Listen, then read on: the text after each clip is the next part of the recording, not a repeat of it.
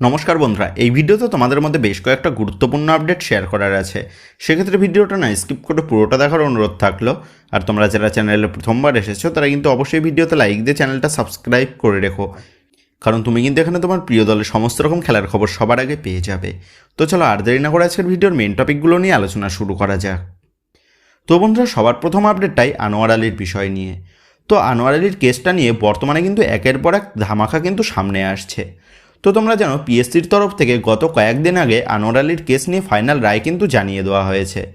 তবে আনোয়ার আলী এবং ইস্টবেঙ্গল তারা যে পিএসসির রায়ে সন্তুষ্ট নয়, যার ফলে ইস্টবেঙ্গল ও আনোয়ার আলী তারা যে এই রায়ের বিরুদ্ধে অ্যাপিল করবে সেটা কিন্তু তোমাদের জানিয়ে দিয়েছিলাম।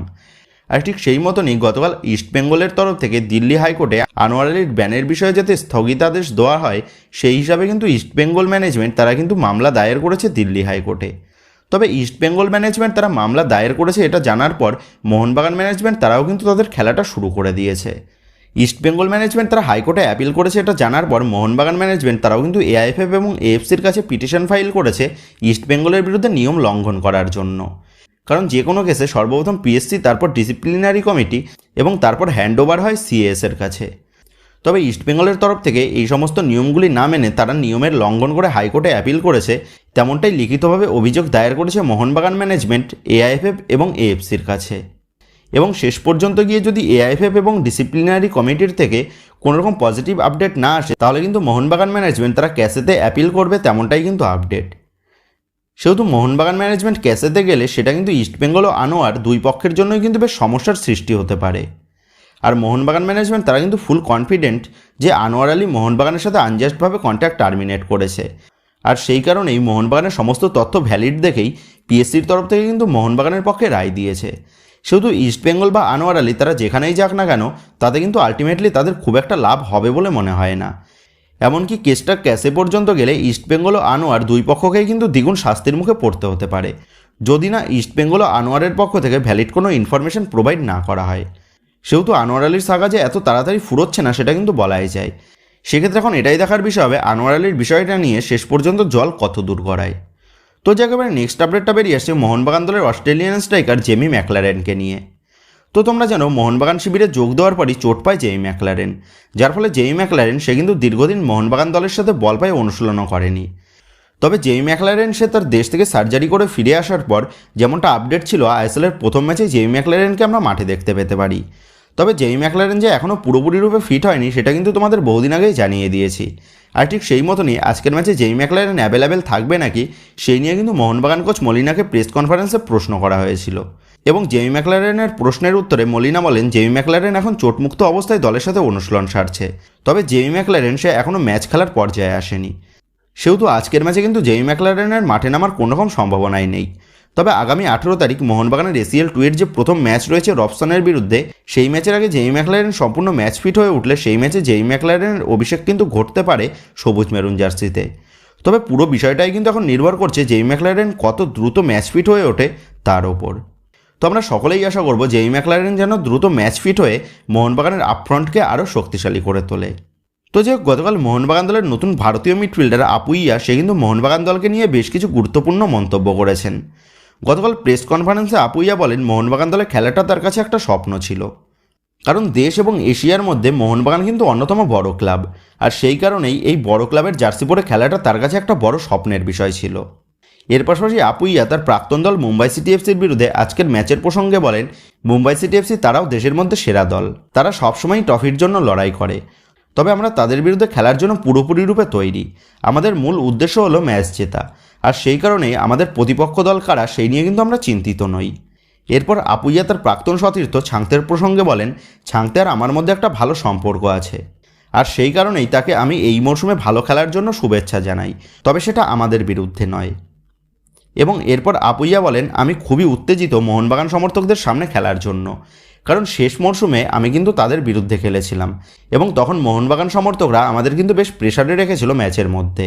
তবে এই বছর মোহনবাগান সমর্থকরা আমাকে সমর্থন করবে, আর এই সমর্থনটাই কিন্তু আমাকে ম্যাচের মধ্যে আমার শক্তি বৃদ্ধি করতে সাহায্য করবে।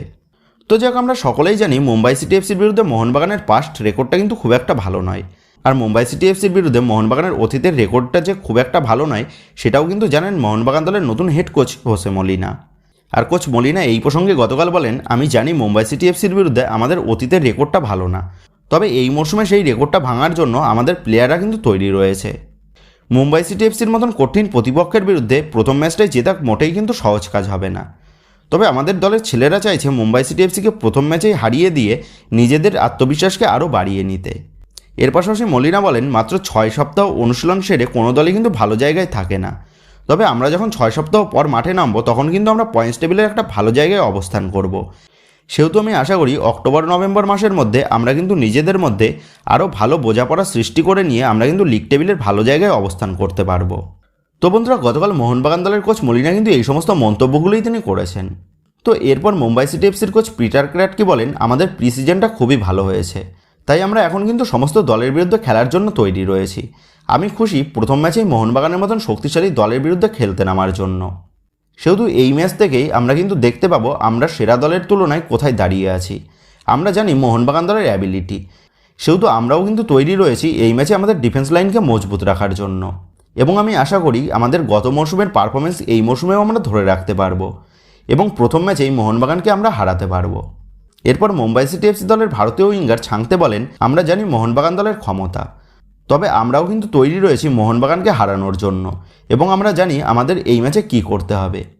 এরপর ছাংতে তার প্রাক্তন সতীর্থ আপুইয়ার প্রসঙ্গে বলেন, গত মরশুমে আপুইয়া এবং আমি দুইজনেই একই দলে খেলেছিলাম, তবে এই মরশুমে আমরা কিন্তু একে অপরের বিরুদ্ধে খেলব, যেটা সত্যিই একটা উত্তেজনামূলক বিষয় এবং আমি এই ফাইটটার জন্য মুখিয়ে আছি এবং আমি আপুইয়াকে এই ম্যাচের জন্য শুভেচ্ছা জানাই। তো বন্ধুরা, গতকাল দুই দলের কোচ এবং প্লেয়াররা প্রেস কনফারেন্সে কিন্তু এই সমস্ত গুরুত্বপূর্ণ মন্তব্যগুলোই তারা করেছেন। সেহেতু গতকাল প্রেস কনফারেন্সে দুই দলের কোচ এবং প্লেয়ারদের কথা শুনে কিন্তু এটা স্পষ্ট তারা কিন্তু তাদের অতীত নিয়ে আর ভাবছে না।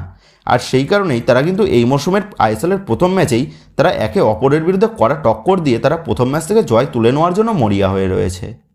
সেক্ষেত্রে এখন এটাই দেখার বিষয় হবে আজ খেলার শেষ বাঁশি বাজার পর কোন দল হাসি মুখে মাঠ ছাড়ে।